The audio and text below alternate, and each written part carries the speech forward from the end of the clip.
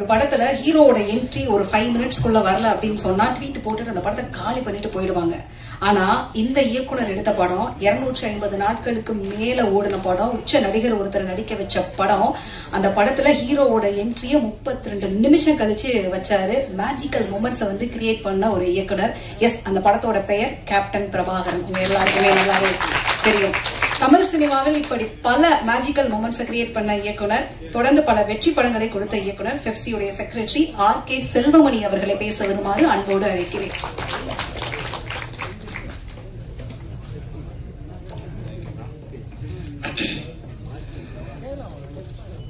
அனைவருக்கும் வணக்கம்.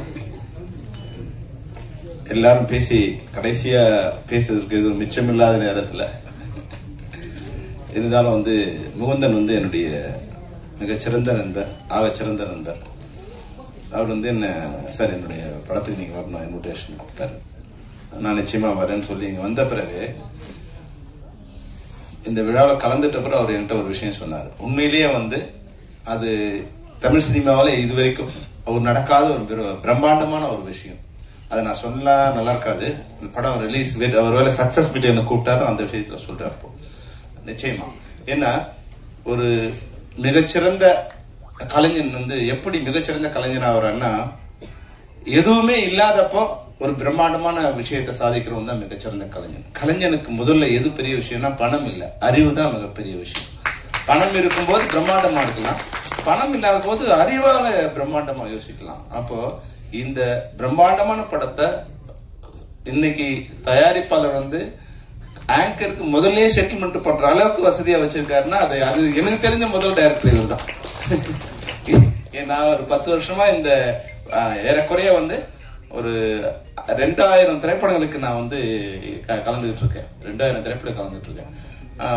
அதுல வந்து ஒரு இயக்குனருக்கு அந்த தயாரிப்பாளர் செட்டில்மெண்ட் வந்து ஆங்கருக்கு வந்து பிஃபோர் ஃபங்க்ஷனுக்கு கொடுத்தது இதுவா தான் இருக்கும்னு நினைக்கிறேன். அண்ணாதுரை அது போல வந்து ஒரு தயாரிப்பாளர் வந்து அழகா வந்து பிளானா எழுதிட்டு வந்து எல்லாரையும் விடாம படிச்சிருக்கீங்க. அப்போ உங்களுடைய உரையில இருந்து நான் வந்து தெரிஞ்சுக்கிட்டேன், நீங்க படத்தையும் நீங்க அவ்வளவு பிளான் பண்ணி தான் எடுத்திருப்பீங்க. பட்ஜெட்ல இருந்து அதை வந்து வேற ஒருத்தர்கிட்ட எதிர்பார்க்காம என்ன செலவோ அந்த செலவுக்குள்ள பணத்தை சரி பண்ணி கொண்டு வந்து ஒரு குறுகிய காலத்துக்குள்ள நீங்க இந்த படத்தை சிறப்பா பண்ணிருக்கீங்க. உங்களுக்கு என்னோட வாழ்த்துக்கள். என்ன எங்களுக்கும் நீங்க இந்த பேலன்ஸ் இல்லை, எங்க தொழிலாளர்களுக்கும் இந்த பேலன்ஸ் இல்லாம நீங்க படத்தை நீங்க வச்சிருக்கீங்க. உண்மையில முகுந்தனுக்கு வந்து மிக மிக பெரிய வாழ்த்துக்கள் சொல்லணும். அவங்களுக்கு இந்த மேடையில வந்த பிறகு எனக்கு தெரிஞ்சது அந்த விஷயத்த இவங்க எல்லாம் சேர்ந்ததால தான் பண்ண முடியும். முகுந்தனால ஒரு கேப்டனுக்கு வந்து எது வந்து மிகப்பெரிய வெற்றி கொடுக்கும்னா அவனோட படை தான் வெற்றி கொடுக்கும். அப்போ ஒரு இயக்குனருக்கு அவங்களுடைய டெக்னீஷியனும் ஆர்டிஸ்டும் தான் அந்த படம் வெற்றி அடையது மிகப்பெரிய பலமா இருப்பாங்க. இந்த அணி வந்து மிகப்பெரிய பலமான ஒத்துழைப்போட இயக்குனர் கொடுத்துருக்கு. அது வந்து இந்த திரையில பார்க்கும்போது எனக்கு ரொம்ப நல்லா தெரியுது. அந்த வகையில இந்த படம் மிக பிரம்மாண்டமான வெற்றி அடையும். இதுல நடிச்ச எல்லாரும் ஒர்க் பண்ண எல்லாருமே வந்து ஒரு விஷயத்த மட்டும் நல்லா தெரியும். இப்போ எனக்கு ரொம்ப பிடிச்ச இசையமைப்பாளர் வந்து ஸ்ரீகாந்த் தேவா. அவரோட படம் பண்ணக்கூடிய வாய்ப்பு எனக்கு இல்லை. ஆனா ஸ்ரீகாந்த் நீங்க வந்து மிகச்சிறந்த டெக்னீஷியன். ஆனா கொஞ்சம் சின்ன அலட்சியம் இருக்கும்னு எனக்கு தோணுது. எப்படின்னா நீங்க ஃபர்ஸ்ட் கிரேட்ல இருக்க வேண்டிய ஒரு A.R. ரகுமான் மாதிரியோ இல்ல வந்து அனிருத் மாதிரியோ இளையராஜா சார் மாதிரியோ ஃபர்ஸ்ட் கிரேட்ல இருக்க வேண்டியவங்க நீங்க. ஆனா அவ்வளோ டேலண்ட் நான் வந்து நிறைய உங்களை பார்த்திருக்கேன். இந்த அந்த ஸ்டேஜ்ல வந்து நீங்க பண்ற பெர்ஃபார்மன்ஸ் அந்த எனர்ஜி இருக்குங்களா, எந்த மியூசிக் டைரக்டருக்குமே இல்ல. அவ்வளோ எனர்ஜி இருக்கு, அவ்வளோ அழகா நீங்க வந்து பண்றீங்க. அப்போ நீங்க எதை மிஸ் பண்றீங்கன்னு எனக்கு தெரியல. அப்ப நீங்க வந்து தயவு செய்து கடவுள் உங்களுக்கு பெரிய வரத்தை கொடுத்துருக்காரு. அதனால நீங்க மறுபடியும் அந்த ஃபர்ஸ்ட் கிரேட் லெவல்ல நீங்க வரணும். நீங்க ஃப்ரீயா கூட பண்ணுங்க. ஏன்னா அந்த அவர் பணம் இல்லைன்னு சொன்ன உடனே நீங்க வந்து அழகா வந்துட்டு வந்து கிட்டார்லயே வச்சு அது வந்து சாங் பண்ணிருக்கீங்க. உண்மையான கேட்கும்போது இனி எப்போ நிலாவே அது மாதிரி அதை கேட்கும்போது என்ன ஒரு சந்தோஷம் கிடைச்சதோ அது மாதிரி கிடைச்சிருக்கு. அதனால தயவு செய்து நீங்க வந்து மிகச்சிறந்த இசையமைப்பாளர், அதுல எந்த சந்தேகமும் இல்லை. ஏன்னா சிவகாசியோட பெரிய பாட்டு யாரும் போட போறது இல்லை. ஆனா அந்த ரேஞ்ச் இருக்கு இல்லைங்களா, அந்த ரேஞ்சை நீங்க வந்து ரீச் ஆகணும்னு நான் உங்களுக்கு தயவு செய்து வந்துக்கிறேன். ஏன்னா யூ ஆர் கேப்பபிள். அது மாதிரி சொல்றேன். அது மாதிரி அடுத்து தீபா வந்து பார்க்கும்போது என்னன்னா, படம் பார்த்து ஒருத்தரை வியக்கிறது வேற, ஆனா பழகும் போது ஆராதியா என்ன பேசினாங்களோ அதை தான் தீபாவும் பேசினாங்க. ஆனா கேட்கறவங்களுக்கு ஆராதியா மேல கோபம் வரும், தீபா மேல கோபம் வராது. அதை வழிமொழிஞ்சிட்டு இப்படி எல்லாம் தான் இதெல்லாம் கரெக்ட், ஆனா மனசுக்குள்ளே வச்சுக்கணுமா அப்படின்னாங்க. அது வந்து பழைய காலமா, மனசுக்குள்ள வச்சுக்கிறதுலாம் பழைய காலம், அதெல்லாம் முடிஞ்சிடுச்சு. இன்னைக்கு வந்து 2 விஷயத்துல வந்து நம்ம வெளியே வரலாம். ஒண்ணு, நம்மளுடைய அந்த பெர்ஃபார்மன்ஸ் கிடைக்கக்கூடிய வாய்ப்பு கிடைச்சா வெளியே வரலாம். இல்ல இது போல மேடையில தான் யாருங்கிறத, நான் இவ்வளவு எனர்ஜி என்கிட்ட இருக்கு, இதை நீங்க பயன்படுத்தல, நீங்களாம் தான் நான் முட்டாள், நான் வந்து என்ன பயன்படுத்தல அப்படிங்கிறது இருக்கு இல்லையா, அதுக்கு ஒரு தைரியம் வேணும். சும்மா அடங்கி இருக்கிறது வந்து இனிமேலும் அது மாதிரி தேவையில்லை. ஆனா நாங்க தேடும் போது நீங்களா கிடைக்கலாமா? நான் ஏன்னா செம்பருத்திக்கு வந்து 16 ஹீரோயின் போட்டு படம் எடுத்தேன். யாருமே எனக்கு செட் ஆகும். நான் வந்து தமிழ்நாடு முழுக்க ஒரு 6 மாசம் தேடி தேடி தேடி, ஏன்னா எனக்கு வந்து பிளாக் கலர்ல தான் ஒரு பொண்ணு வேணும், மீனவ பெண்ணா வேணும். எனக்கு சரியா யாரும் வந்து பிடிக்கல, நான் வந்து சரியா செட் ஆகல. ஏன்னா தமிழ்நாட்டுல இருந்து வர்ற பெரும்பாலான குடும்பங்கள்ல இருந்து வர்றவங்க இப்ப வந்து மாறிடுச்சு. இப்ப இருக்கிற யூத்துக்கு வந்து இப்ப கல்யாணம் பண்ணி ஹீரோயின் நடிக்கிறாங்க, பாய் ஃப்ரெண்டோட ஷூட்டிங் வராங்க. நீங்க பழைய காலத்து இதுல இருக்கீங்க. இன்னைக்கு பாய் ஃப்ரெண்டோட தான் பெரும்பாலான ஹீரோயின்ஸ் பாய் ஃப்ரெண்டோட தான் வராங்க. அதனால நீங்க அந்த கவலையெல்லாம் படாதீங்க, நீங்க பாய் ஃப்ரெண்ட் தான், நீங்க பாய் ஃப்ரெண்டோட வரலாம். ஏன்னா அது நாங்க வரும்போது, நாங்க ஃபர்ஸ்ட் படம் பண்ணும்போதே நாங்க லவ் பண்றோம்னு உலகத்தை சொல்லிட்டோம். அதனால அது நானும் வந்து 16 படம் டைரக்ட் பண்ண, ஒய்ஃபும் வந்து 150 படம் நடிச்சிட்டாங்க. ஆமா, அப்ப பாய் ஃப்ரெண்டா தான் வந்தேன். எனக்கு எனிமீஸ் வந்துட்டானுங்க. ஏன்னா ஹீரோ தான் ஹீரோயினை காதலிக்கணும், நான் டைரக்டர் போய் காதலிச்சுட்டு இருக்காங்கிற மாதிரி ஒரு எனிமிட்டி வந்துருச்சு என் மேல. அதனால அதை பத்தி நீங்க கவலைப்படாதீங்க. அது போல இந்த டேஞ்சர் மணி, நீங்க டேஞ்சர் யாரு கொடுக்கணும்னா, உங்க கொடுக்கற டஃப் வந்து உங்களுக்கு சன் பாக்ஸ் கொடுக்கணும். பேர்ல டேஞ்சர் வச்சுக்க கூடாது, ஃபைட்ல டேஞ்சர் இருக்கணும். ஏன்னா இன்னைக்கு வந்து ஏஐ வளர்ந்த பிறகு நீங்க எந்த பிரம்மாண்டமான ஸ்டண்ட் நீங்க எடுக்கலாம். எங்கிட்ட பட்ஜெட் இல்ல, இப்ப 2 நாள் எடுக்க சொன்னாங்க, 1 நாள் எடுக்க சொன்னாங்க, அப்படிலாம் கிடையாது. சேவரன் ஒரு படம் 2 மணி நேரத்துல பிரபுத ஒரு பாட்டு எடுத்தார், 20 நாள்ல ஒரு பாட்டு எடுத்தார். அப்போ உங்களால எடுக்க முடியும். டெக்னீஷியன் நினைச்சா எது ஒன்னாலும் பண்ண முடியும். அதனால டேஞ்சர் மணி, நீங்க மிகப்பெரிய ஸ்டன் மாஸ்டரா வரணும், நிச்சயமா அதுக்கு உண்டான வாய்ப்பு உங்களுக்கு இருக்கு. அதனால கவலைப்படாதீங்க. You are going to rock the cinema industry. அது மாதிரி எனக்கு ரொம்ப பிடிச்ச ஒரு பெண்மணி வந்து நம்ம ஷக்கீல். அவங்க படம் ஒர்க் பண்ணதுல ஒரே படத்துக்கு சான்ஸ் கேட்க நம்ம சரஸ்வதி கூப்பிட்டு வந்தாங்க, சிஆர் சரஸ்வதி கூப்பிட்டு வந்தாங்க. உங்களையும் உங்க சிஸ்டர் வரும்போது அதனால யூஸ் பண்ண முடியல.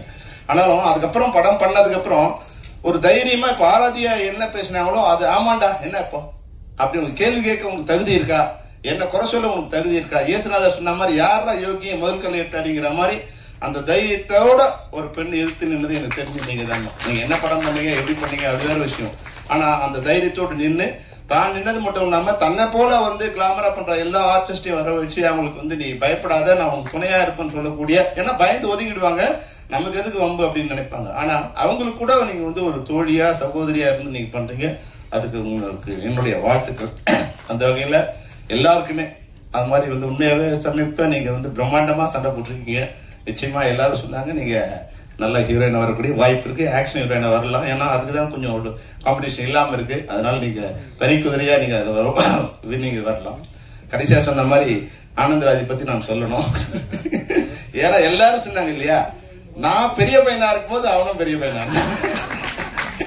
நாங்க 2 பேரும் கிளாஸ்மேட்ஸ் பிலிம் இன்ஸ்டியூட்ல.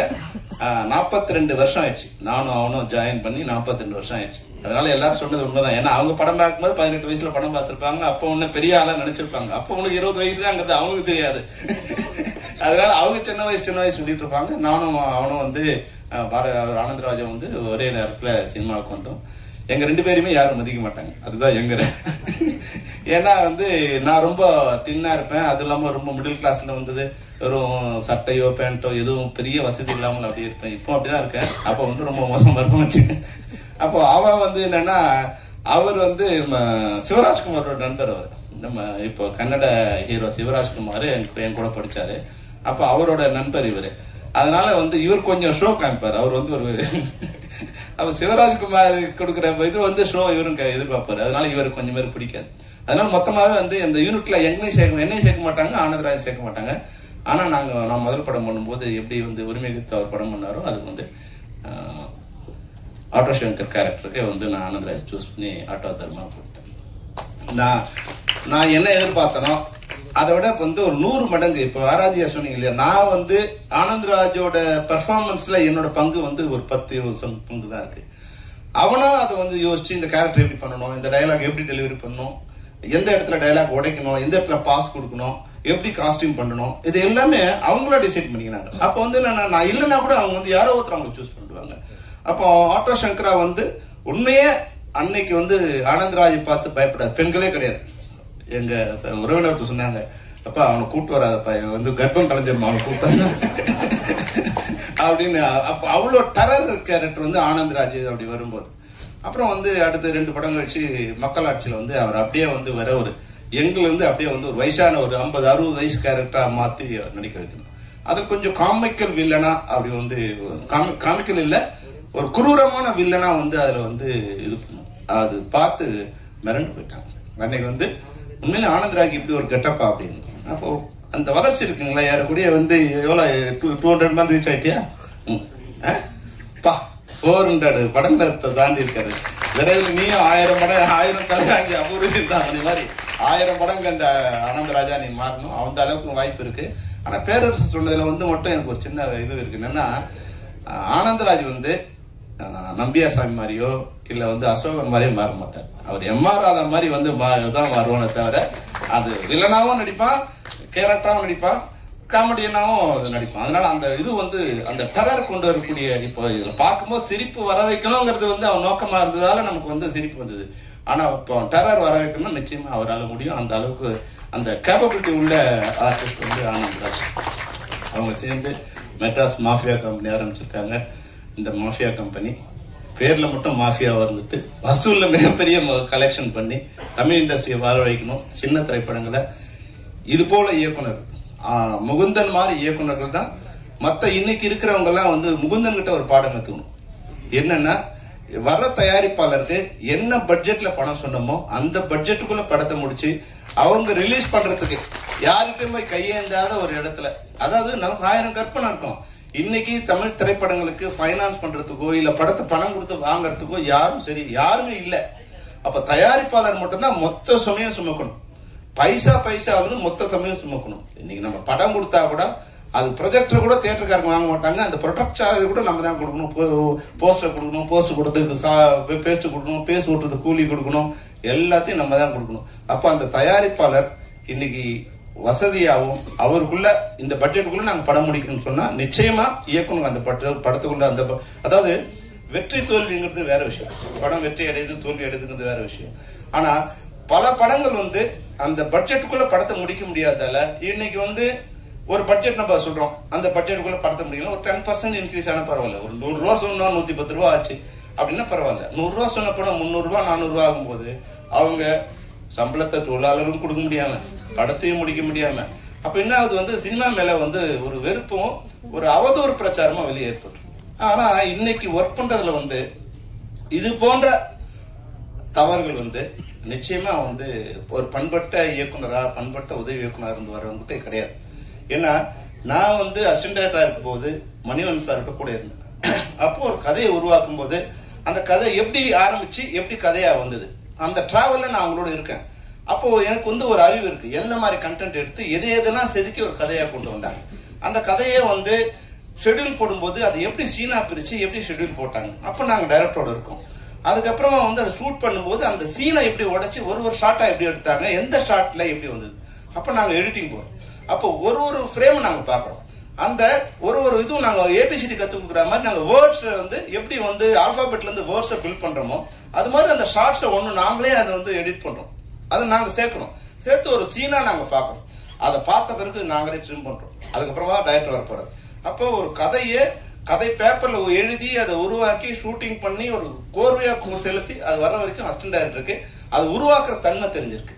அப்போ பின்னாடி அதை டப் பண்றதுல இருந்து டப்பிங் கூட போறதுல இருந்து ரீரெக்கார்டிங் வர்றதுல இருந்து மிக்சிங் பண்றதுல இருந்து அனைத்து வகையிலுமே நாங்க அவங்களோட இருக்கும்போது அந்த படம் எப்படி வந்து குழந்தை மாதிரி 10 மாசத்துல எப்படி உருவாச்சோ அந்த அறிவு எல்லா துணை இணைக்கவங்க இருக்கு. இன்னைக்கு வந்து நான் யாருக்கிட்டையும் ஒர்க் பண்றதே இல்ல அப்படிங்கறத பெருமையா சொல்ற ஒரு அவமானமான சிச்சுவேஷன் இன்னைக்கு இருக்கு. இது நிச்சயமா வந்து இதை பெருமையா சொல்லக்கூடாது. எனக்கு காரே ஓட்ட தெரியாதுங்க, ஆனா நான் கார் வாங்கிட்டேங்கிறது எவ்வளவு கேவலமோ அது மாதிரி நான் ஒர்க்கே பண்ணலங்க நான் படம் கொடுத்துட்டேன்னு சொல்றது தயாரிப்பாளருக்கு தான் தவறு பண்ணணும். அவங்களுக்கு எதுவுமே தெரியாது. அதாவது வந்து ஒரு படத்தை வீடியோல பாக்குறாங்க, இல்ல வந்து ஷார்ட் பிலிம் எடுக்கிறாங்க, அது வந்து டைரக்ட் பண்ண வராங்க. அது வெற்றி அடையல, நான் இல்லைன்னு சொல்லல. ஆனா அது மட்டுமே போதுமா? அது போதாது. அதாவது ஒரு அனுபவ அறிவு இருக்கும்போது இது எந்த பட்ஜெட்டுக்குள்ள வரும், அப்ப நாங்க ஒரு குடும்பமா பழகும் போது தயாரிப்பாளர் எப்படி இருக்காங்க, மற்ற டெக்னீஷியன்ஸ் எப்படி இருக்காங்க, அவங்களோட எப்படி பழகணும், எப்படி அவங்க கிட்ட அந்த வேலையை வாங்கணும், எப்படி தீபா அம்மா சொன்னாங்களோ அவங்க வந்து மனசில் நினைக்கிறத மற்ற ஹர்ட் பண்ணாம அந்த விஷயத்தை எப்படி வாங்கணும்னு சொன்னாங்களோ அதையெல்லாம் நாங்க வந்து பை எக்ஸ்பீரியன்ஸ்ல நாங்க கத்துட்டு வரும்போது நிச்சயமா அந்த படத்தை ஒரு வெற்றி தோல்விங்கிறத தாண்டி நீ எல்லாம் வெற்றி படமா கொடுத்துருக்கீங்கன்னு கேட்கக்கூடாது. நான் தான் கேப்டன் ப்ரோக்ராம் பண்ணேன், நான் தான் அதிரடி படைப்பிருந்தேன், வெற்றியும் நான் தான் கொடுத்தேன், தோல்வியும் நான் தான் கொடுத்தேன். அது ரெண்டுத்துக்கும் ஒரே உழைப்பு தான். ஆனா ரெண்டுத்திலுமே வந்து ஒரு படம் இந்த இவ்வளவு மோசமா இருக்கான்னு யாரும் சொல்ல முடியாது. ஆனா இன்னைக்கு வர்றவங்களோட படம் ஒரு படம் வெற்றி அடையுது, ஆனா அடுத்த படம் வரும்போது அது படமாவே இருக்கிறதுல அந்த அது சம்பந்தப்பட்ட அனைவருமே பாதிக்கப்படுறாங்க. இப்ப மற்றவங்களோட பாதிப்பு பத்தி யாருமே கவலைப்படுறது. அந்த நான் ஏற்கனவே போன மீட்டிங்ல சொன்னேன், வந்த 2500 தயாரிப்பாளர்கள் 2300 தயாரிப்பாளர்கள் காணாம போயிட்டாங்க. அதை காணாம அடிச்சதுல இங்க இருக்கவங்களுக்கு பெரிய பங்கு இருக்கு. அது இவங்க யாருன்னா டிரைவிங் தெரியாத ஆள டிரைவரா கொண்டு வந்து வச்சு தயாரிப்பாங்க. அதுதான் அவங்களோட தவிர இண்டஸ்ட்ரியோட தவறு இல்லை. இப்ப முகுந்தன் மாதிரி இந்த டேட்டுக்குள்ள படம் முடிக்கக்கூடிய இயக்குநர்கள் வந்து இன்னைக்கு 100 பேர் தயாரா இருக்காங்க, 200 பேர் தயாரா இருக்காங்க. ஆனா நீ எல்லாம் அசிஸ்டண்டா ஒர்க் பண்ணியா, நீ வந்து மணிவன் அசிஸ்டண்டா, செல்வமணி அசிஸ்டண்டா, உதயகுமார் அசிஸ்டண்டா, ஐயோ வேணாப்பா அசிஸ்டன்ட்லாம் யாரும் வேண்டாம், புதுசா யாரா வந்தீங்களா, அசிஸ்டண்டே இல்லாம ஒர்க் பண்ணாதவங்க வந்தீங்கன்னா கதை சொன்னீங்கன்னா படம் எடுக்கிறங்கிறத தயாரிப்பாளர் அந்த ஒரு மென்டாலிட்டியில வந்துட்டாங்க. இது என்னன்னா ஒரு படம் வந்து அது போல இருக்க ஒருத்தர் வந்து வெற்றி அடையும் போது அது மாதிரியே எல்லா படமும் வெற்றி அடையும் அவங்க நினைக்கிறாங்க. அது வந்து தவறான கருத்து. அது போல இருந்ததால் தான் இன்னைக்கு இண்டஸ்ட்ரியில் கேவலமான மோசமான நிலைக்கு ஆளாயிடுச்சு. இதெல்லாம் ஒரு படமா? இன்னைக்கு தினத்தந்தி பேப்பர் வந்து ஓபன் பண்ணும்போது அதுல 4 விளம்பரங்கள் பார்க்கும்போது இதெல்லாம் ஒரு டைட்டிலா, இதெல்லாம் ஒரு படமா, இந்த படத்தோட நம்ம விளம்பரங்கள் வரணுமா அப்படிங்கிற எண்ணத்துலதான் இருக்கு. அப்போ திரைப்படங்கள்ங்கிறது வந்து பல குப்பைகள் வரும்போது இது போல சிறந்த படங்கள் அது போய் அடங்கி போகும். அதனால தயவு செய்து தயாரிப்பாளர்கள் வரும்போது நீ என்ன போடு நான் உங்களுக்கு சொல்லல, ஆனா முகுந்தன் மாதிரி மிகச்சிறந்த இயக்குநர்கள் இங்க ஆகச்சிறந்த இயக்குநர் இருக்காங்க, அவங்களுக்கான வாய்ப்பை கொடுத்தீங்கன்னா இது போன்ற நல்ல திரைப்படங்கள் உருவாகும் என்று கூறிக்கொண்டு அனைவருக்கும் வாழ்க்கையை தெரிவித்துக் கொண்டு நீங்கள் விரைவில் சக்சஸ் மீட் நடத்தணும். அதுல நாங்களும் வந்துட்டு எங்களுடைய ஆனந்தத்தை பகிர்ந்துக்கிட்டோம். அப்போ அதுல எனக்கு முகுந்தன் என்ன சொன்னாரோ அதை நான் அந்த கருத்தை நான் சொல்றேன் உங்ககிட்ட. அப்போ நீங்க உண்மையிலே வியப்படுவீங்க. ஏன்னா நானும் அதை கேட்டவொன்னே நான் ஷாக் ஆயிடுச்சு, ஓஹோ இப்படியா அப்படின்னு ஷாக் ஆயிடுச்சு. அந்த சக்சஸ் மீட்ல அந்த ரகசியத்தை உங்களோட சொல்றேன். All the best, all the best.